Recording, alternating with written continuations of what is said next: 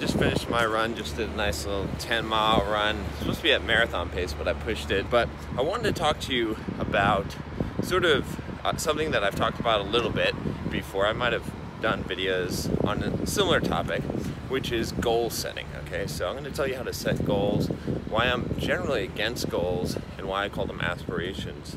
And this all relates to me training for the marathon, because I have a goal, right? And I'm using quotes there because, again, I would call this an aspiration of running an under 4-hour marathon. So I want you to work backwards from that with me, and we'll talk about how I'm going to achieve that goal or aspiration, as I'd call it, and at least to have the best chance possible. So here's the first thing to know about this. The reason why I call it an aspiration instead of a goal is I like to make goals things that I have direct control over, that nothing can stop me from accomplishing, right? It's all within my control.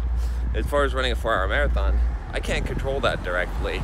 There's a lot of variables that could happen, right? I could get injured. There's a lot of things. I could even train really hard and for some reason, whatever, get sick or just not feel very good. Instead of saying that's my goal, like I said, I say that's my aspiration. And then I work backward from there. And I say, okay, well, in order to run a 4-hour marathon, right? I mean, I could really want it, okay? And I could go in there and I could just sign up for the race and run as hard as I could. That'd be a bad plan. Like, it doesn't matter how bad I want the goal. Some people say, you know, I think, and well-meaning, that if your why is big enough, you'll figure out the how. Well, that's not gonna happen if you don't have a plan. If we work backwards and we say, okay, well, what do I need to do in order to be able to do that, right? So the answer is I need to be able to run 26.2 miles with an average pace of about 9:06 or 9:04.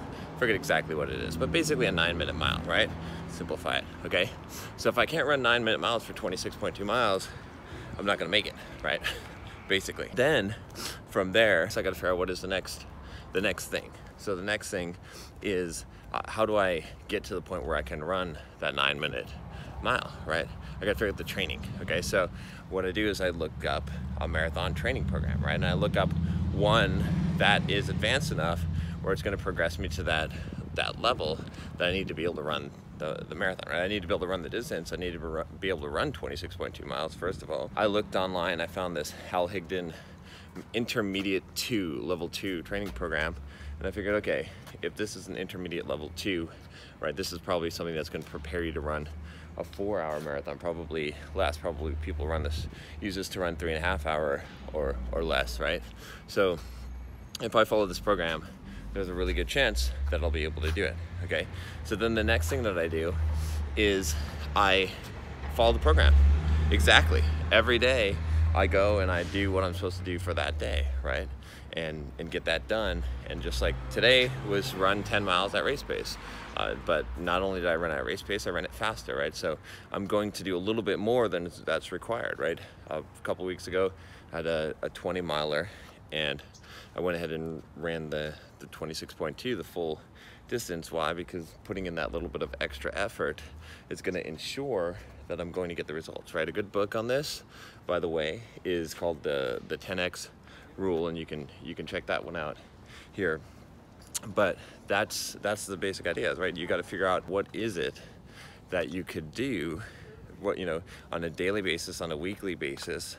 What process can you follow? What is it that's going to ensure the result that you want, as long as you do that, or it's going to be as close as possible, right? Nothing can be guaranteed in that case. So in order to achieve this plan of mine, like I said, I just got to do all the training. I've got it on the calendar. I know what I'm supposed to run, right? I know what pace basically I'm supposed to run, how hard I'm supposed to push it, and I'm going to do that training, and I'm going to do it every single time, never miss it, right? And in fact, go a little bit beyond it just to be sure, right? If you make sure that you train harder than what you need to do in order to achieve the goal. A lot of people make the mistake of just figuring out what they need to do to achieve the goal, and they fall a little bit short.